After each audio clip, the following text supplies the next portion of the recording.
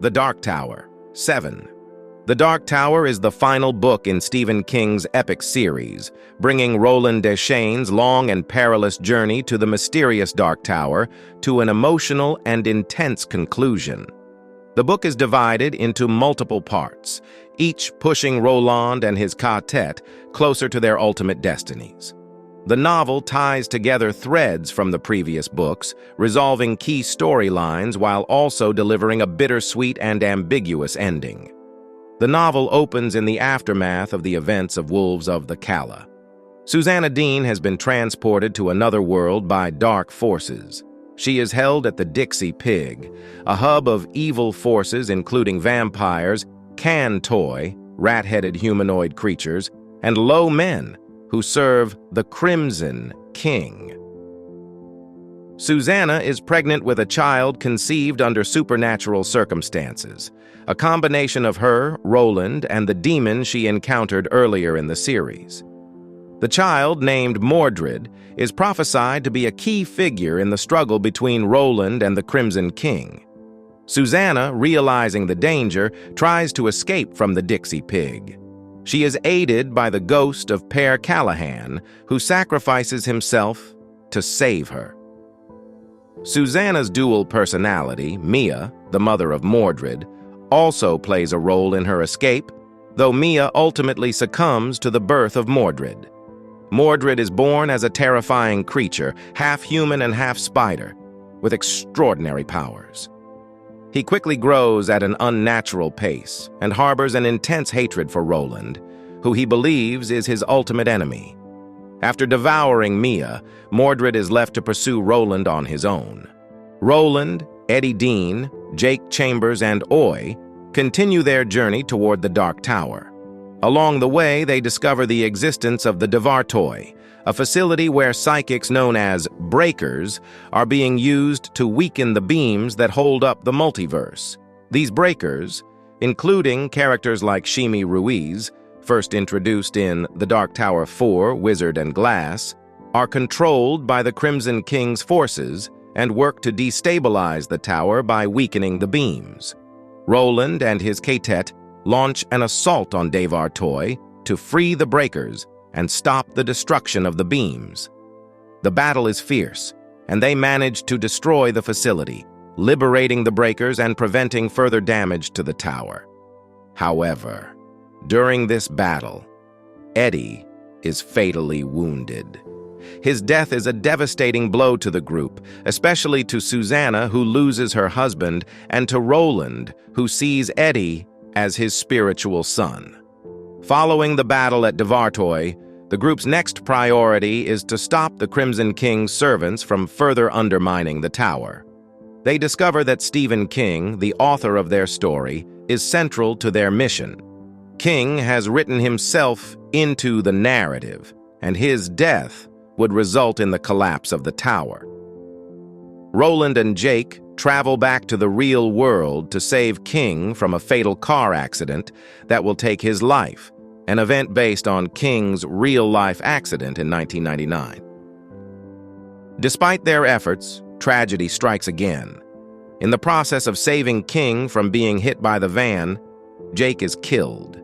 His death is emotionally shattering for Roland, who sees it as the loss of another son. Susanna is also deeply affected by Jake's death, and Roland is left to bury Jake's body. Père Callahan also meets his end around this time, sacrificing himself to protect Jake and fight off the low men. Callahan dies a hero's death, finally at peace with his choices.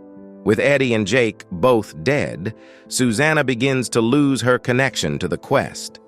She feels that her time in Roland's world is over. Using one of the mysterious doorways between worlds, Susanna decides to leave Roland and the quest behind, fearing what may happen if she continues. She travels to a parallel world where she is reunited with versions of Eddie and Jake, finding a semblance of peace and happiness in this alternate existence. Roland, now left with only his faithful companion Oi, continues toward the tower. Though he has lost so many along the way, Roland is driven by his obsession and his deep sense of responsibility to reach the tower and stop the Crimson King. As Roland makes his way to the tower, Mordred, who has continued to grow in power, stalks him from the shadows. Mordred's hatred for Roland fuels his pursuit, and he ultimately tries to ambush Roland. However, Mordred's hunger and illness leave him weakened. In a final confrontation, Roland, with the help of Oy, kills Mordred.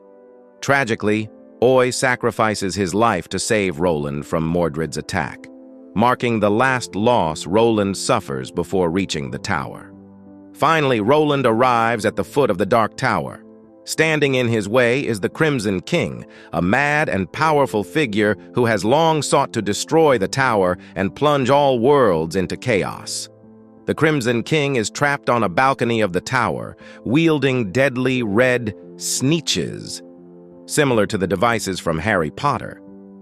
Roland, armed with the magical assistance of Patrick Danville, a young artist with the power to alter reality through his drawings, is able to defeat the Crimson King. Patrick erases the Crimson King from existence, allowing Roland to approach the tower at last. Roland enters the Dark Tower, his ultimate goal finally within reach. As he ascends the tower, he finds that each floor represents a different moment from his life. The tower contains his entire existence, with each floor displaying a different part of his journey. Roland realizes that the tower is not just a physical structure, but also a representation of his soul, his past, and his choices. When Roland reaches the top of the tower, he opens the final door, only to discover that he is trapped in an endless loop.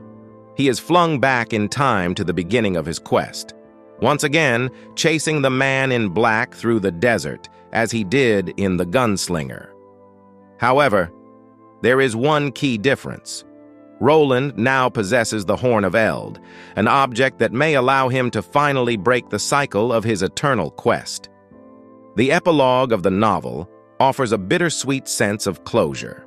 Roland's quest is revealed to be cyclical, and he has lived through these events countless times, each time starting anew after reaching the tower. The implication is that Roland is caught in this loop due to his obsession with the tower and his failure to learn certain lessons along the way. However, the presence of the Horn of Eld suggests that this cycle may eventually end, offering a glimmer of hope that Roland might one day achieve redemption and find peace. Roland's journey is ultimately about his obsession with the tower and how it consumes him. His repeated cycle of failure suggests that obsession can trap individuals in an endless loop of suffering until they learn to let go. Throughout the series, Roland loses everyone he cares about. The deaths of Eddie, Jake, Susanna's departure, and Oy's sacrifice underscore the heavy toll of his quest. King explores the meta-narrative concept by inserting himself as a character, suggesting that stories, once told, have a life of their own. The Dark Tower is both Roland's journey and a commentary on storytelling itself. Roland's loop journey implies a chance for redemption, and the Horn of Eld hints that change is possible.